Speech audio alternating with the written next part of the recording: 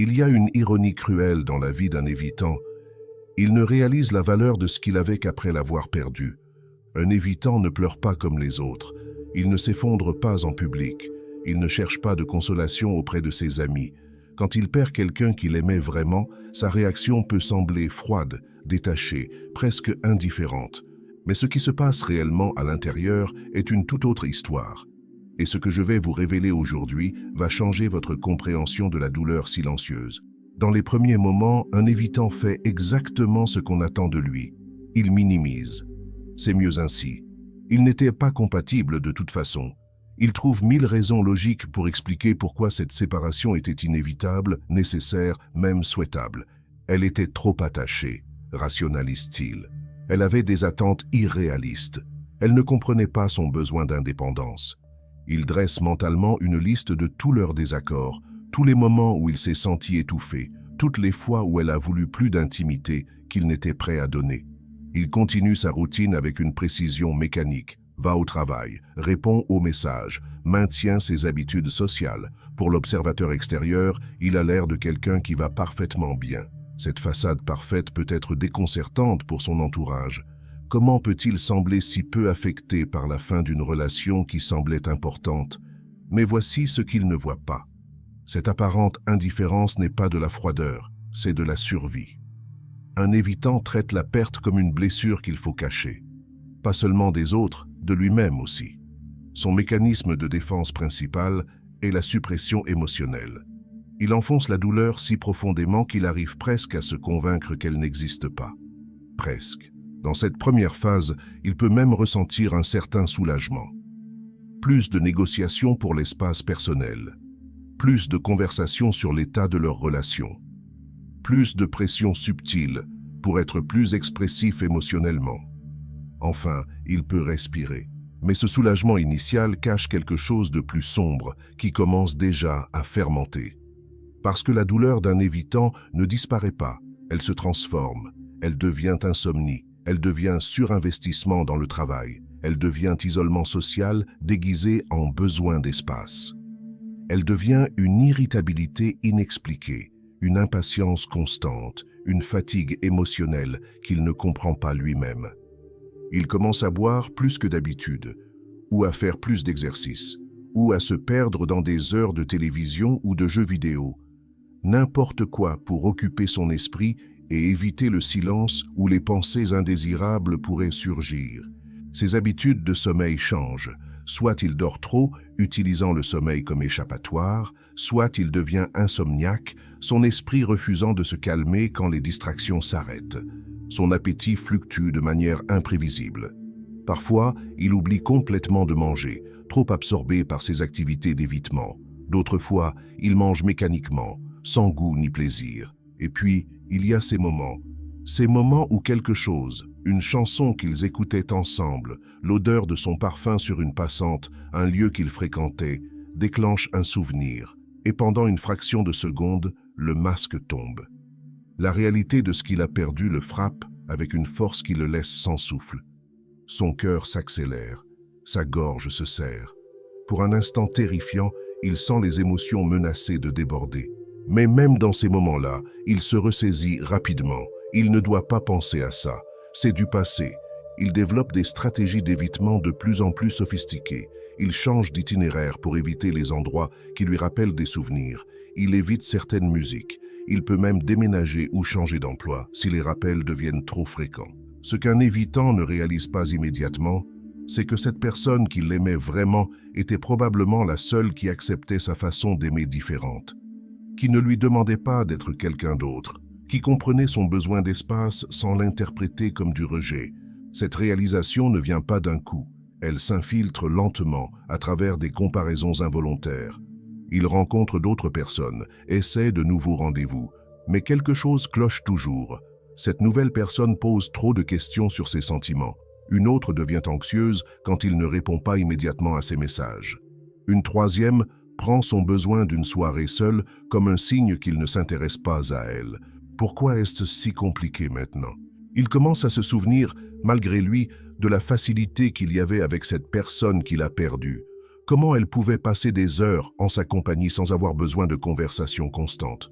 comment elle respectait ses silences, comment elle n'analysait pas chacun de ses gestes pour y chercher des signes d'amour. Elle me laissait être moi-même, réalise-t-il avec un pincement au cœur qu'il essaie immédiatement de réprimer.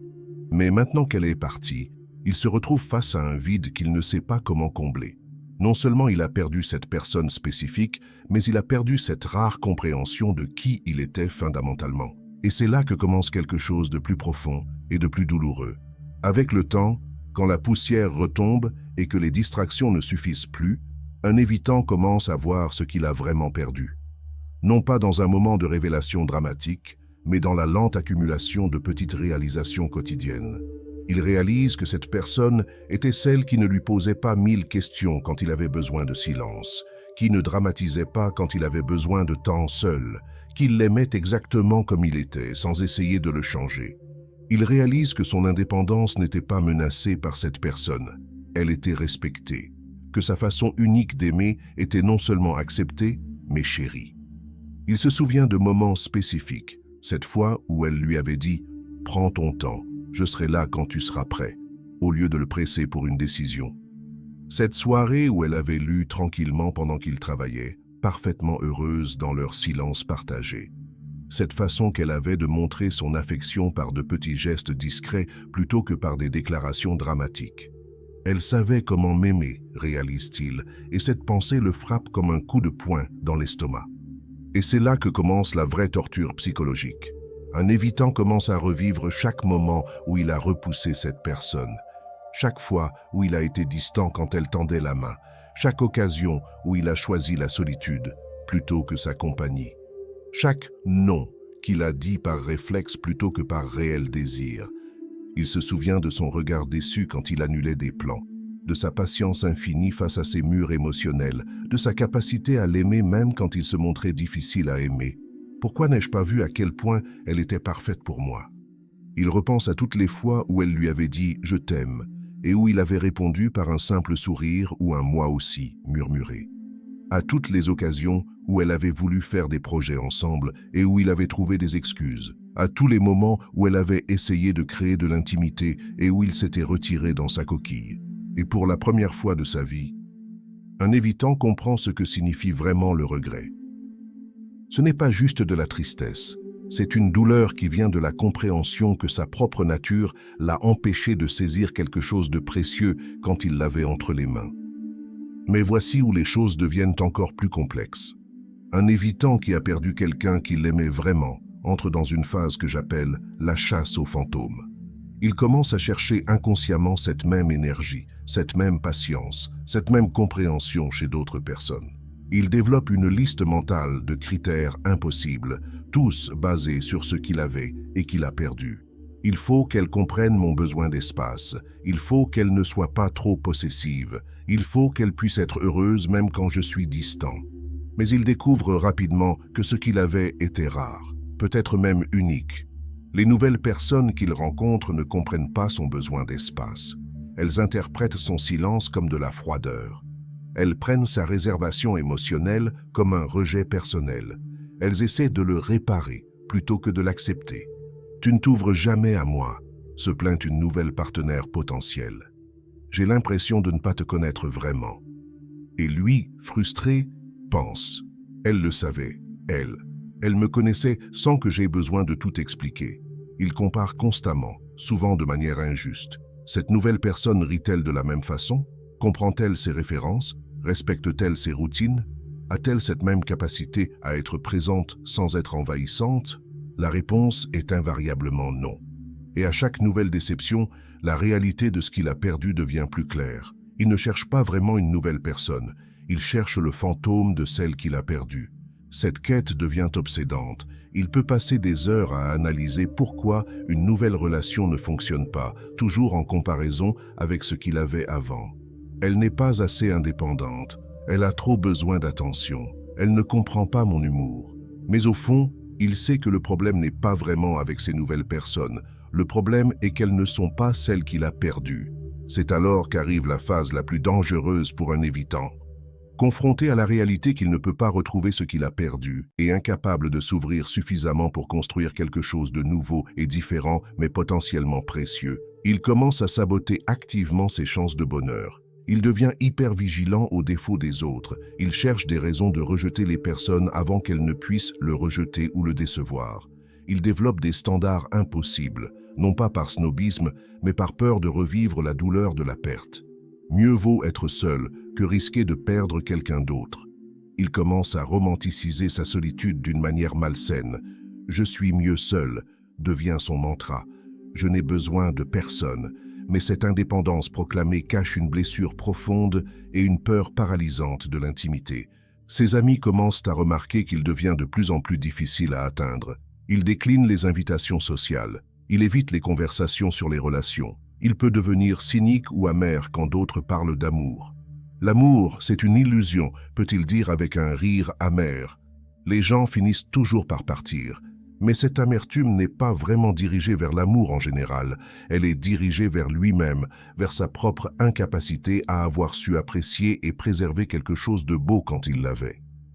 Il peut développer des habitudes destructrices. Travail excessif, substances, comportements à risque, tout pour éviter de faire face au vide émotionnel qu'il porte. Malgré tous ses efforts pour maintenir le contrôle, il y a des moments où les défenses d'un évitant s'effondrent temporairement. Cela peut arriver dans les situations les plus inattendues. Un film romantique qu'il regarde par accident, un couple âgé qu'il voit se tenir la main dans la rue, un ami qui lui raconte comme sa relation le rend heureux. Dans ces moments, la réalité de sa perte le frappe avec une force brutale. Il peut ressentir une vague de désespoir si intense qu'elle le laisse physiquement nauséeux. Il peut avoir des rêves où elle revient, où il se retrouve, où il a l'occasion de faire les choses différemment. Il se réveille avec un sentiment de bonheur qui dure quelques secondes avant que la réalité ne s'impose à nouveau. Parfois, dans ces moments de vulnérabilité, il est tenté de la contacter. Il compose son numéro mais raccroche avant qu'elle ne réponde. Il écrit de longs messages qu'il n'envoie jamais. Il se stationne parfois près de son travail ou de sa maison, espérant l'apercevoir, mais sans jamais oser l'approcher. Qu'est-ce que je lui dirais? Que j'ai fait une erreur? Que je regrette? Elle a probablement déjà avancé. Cette dernière pensée est particulièrement torturante. L'idée qu'elle ait pu trouver quelqu'un d'autre, quelqu'un qui sait l'apprécier comme il n'a pas su le faire, le ronge de l'intérieur. Il commence à fantasmer sur ce qui aurait pu être différent. Si seulement j'avais été plus ouvert. Si seulement j'avais montré plus d'appréciation. Si seulement j'avais dit oui plus souvent. Ces pensées le hantent, particulièrement dans les moments de solitude qu'il chérissait autrefois. Sa propre compagnie, qui était son refuge, devient parfois un terrain de torture où ses regrets viennent le visiter. Il rejoue des scènes entières dans sa tête, imaginant comment il aurait pu réagir différemment. Cette dispute qu'ils avaient eue à propos de passer Noël ensemble, il aurait pu dire oui. Cette fois où elle voulait qu'ils prennent des vacances ensemble, il aurait pu être enthousiaste au lieu de réticent. Pourquoi étais-je si têtu? Logique, se demande-t-il. Pourquoi est-ce que je résistais à tout ce qu'elle voulait partager avec moi? Il commence à voir des patterns dans son comportement passé, des façons dont il a systématiquement choisi la distance plutôt que la proximité, la protection plutôt que la vulnérabilité. J'avais tout ce que je voulais et je l'ai repoussé, réalise-t-il avec une clarté douloureuse. Il peut passer des heures à analyser leur dernière conversation, cherchant des signes qu'il aurait pu manquer, des opportunités qu'il aurait pu saisir pour sauver la relation. Elle essayait de me dire quelque chose, pense-t-il, en repensant à ses tentatives de communication. Elle essayait de me faire comprendre ce dont elle avait besoin et je ne l'écoutais pas vraiment. L'isolement dans la souffrance, la douleur qu'on ne partage pas. Mais un évitant ne partage pas ses regrets. Il ne les exprime pas. Il les porte en silence, comme il porte tout le reste. Ses amis et sa famille ne soupçonnent rien de cette tempête intérieure. Ils voient un homme qui a bien géré sa rupture. Un homme fort qui n'a pas eu besoin de soutien. Un homme qui a vite fait le deuil et qui va parfaitement bien. « Tu es vraiment quelqu'un de stable », lui dit un ami. « Tu ne te laisses jamais déstabiliser par les relations. » Si seulement il savait. Cette incompréhension générale ajoute une couche supplémentaire à sa souffrance. Non seulement il doit porter sa douleur seul, mais il doit aussi maintenir l'illusion que tout va bien. Il devient expert dans l'art de détourner les conversations qui pourraient l'amener trop près de ses véritables sentiments. Comment ça va côté cœur? lui demande-t-on. « Oh, tu me connais, je profite de ma liberté », répond-il avec un sourire qui masque parfaitement sa réalité intérieure. Mais parfois, des personnes plus perceptives remarquent quelque chose, un regard qui s'attarde trop longtemps dans le vide, une réaction légèrement décalée lors de conversations sur l'amour, une façon d'éviter certains sujets avec un peu trop d'insistance. Tu sais, si tu as besoin de parler, Zrenia offre parfois un proche. Et pendant un moment, il est tenté.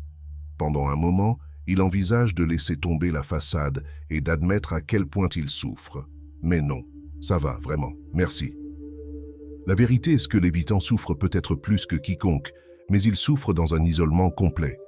Sa douleur n'a pas de témoin, pas de consolation, pas de validation externe. Elle existe dans un vacuum émotionnel qui intensifie chaque sentiment. Dans sa quête silencieuse pour comprendre et surmonter sa perte, un évitant peut développer une obsession pour la fermeture. Il veut comprendre exactement pourquoi elle est partie, ce qu'il aurait pu faire différemment si elle pense encore à lui. Il peut passer des heures sur ses réseaux sociaux, analysant chaque photo, chaque commentaire, cherchant des indices sur son état d'esprit actuel. A-t-elle l'air heureuse? Voit-elle quelqu'un d'autre? Poste-t-elle des citations qui font référence à notre relation? Cette surveillance numérique devient une forme de torture auto-infligée. Chaque signe qu'elle va bien sans lui est un coup à son ego déjà fragilisé. Chaque indication qu'elle a pu passer à autre chose confirme ses pires craintes sur sa propre insignifiance dans sa vie. Il peut développer des théories élaborées sur ses motivations, son état mental, ses regrets potentiels. Peut-être qu'elle regrette aussi. Peut-être qu'elle attend que je fasse le premier pas. Mais même s'il espère secrètement qu'elle reviendra, une partie de lui sait qu'il ne saurait probablement pas quoi faire si c'était le cas. Est-ce que je ferai les choses différemment cette fois, ou est-ce que je retomberai dans les mêmes patterns? Cette incertitude sur sa propre capacité à changer ajoute une dimension supplémentaire à sa frustration. L'impact à long terme, comment la perte change un évitant. Certains évitants apprennent de cette expérience dévastatrice. La douleur de la perte devient un catalyseur pour la croissance personnelle. Ils comprennent qu'aimer et être aimé ne menacent pas leur identité. Cela l'enrichit. Ils développent une nouvelle appréciation pour la vulnérabilité et l'intimité émotionnelle. « Je ne veux plus jamais ressentir ce regret », se dit cet évitant en voie de guérison. « La prochaine fois que quelqu'un m'aime vraiment, je veux être capable de l'apprécier. » Il peut chercher une thérapie, lire des livres sur l'attachement, travailler consciemment sur ses patterns relationnels. Il commence à comprendre que son besoin d'indépendance et sa capacité d'intimité ne sont pas mutuellement exclusifs. Mais d'autres s'enfoncent davantage dans leur mécanisme de défense, se promettant de ne plus jamais laisser quelqu'un d'aussi proche à nouveau. Plus jamais devient leur mantra. Plus jamais je ne laisserai quelqu'un avoir autant de pouvoir sur moi. Ces évitants peuvent devenir encore plus isolés, encore plus méfiants envers l'intimité émotionnelle. Ils peuvent développer une philosophie cynique de l'amour qui les protège de la douleur future, mais les condamne aussi à la solitude. Les relations ne durent jamais, se disent-ils. Mieux vaut rester détaché dès le départ. Cette deuxième voie est tragique, car elle prive non seulement l'évitant de futures possibilités d'amour, mais elle prive aussi le monde de sa capacité unique à aimer, loyale, stable et profonde, une fois qu'elle est accordée. Pour ceux qui se reconnaissent dans cette description, que vous soyez l'évitant qui a perdu ou la personne qui aimait un évitant, sachez que cette douleur, bien que silencieuse, est réelle et valide. L'évitant n'est pas sans cœur. Il n'est pas incapable d'aimer profondément. Sa tragédie est qu'il aime souvent le plus intensément en silence et qu'il ne réalise la profondeur de ses sentiments que lorsqu'il est trop tard. Comprendre cette dynamique peut être le premier pas vers une guérison véritable. Pour l'évitant, cela signifie reconnaître que sa douleur est légitime et qu'il mérite de la compassion, y compris de lui-même. Pour ceux qui aiment un évitant, cela peut apporter une compréhension de pourquoi leur départ peut sembler si facilement accepté alors qu'il cause en réalité une souffrance profonde et durable. La guérison n'est possible que dans la vérité. Et la vérité pour un évitant est que perdre quelqu'un qui l'aimait vraiment peut être l'une des expériences les plus transformatrices et les plus douloureuses de sa vie. Cette douleur, si elle est reconnue et honorée plutôt qu'évitée, peut devenir le fondement d'une nouvelle capacité à aimer et être aimé plus pleinement à l'avenir. Si cette vidéo a résonné avec votre expérience, n'hésitez pas à la partager avec quelqu'un qui pourrait avoir besoin de cette compréhension. Likez si vous avez reconnu ces patterns, que ce soit en vous-même ou chez quelqu'un que vous avez aimé. Et dites-moi en commentaire, avez-vous vécu cette expérience d'un côté ou de l'autre? Comment avez-vous navigué cette douleur silencieuse? Merci d'avoir regardé jusqu'à la fin.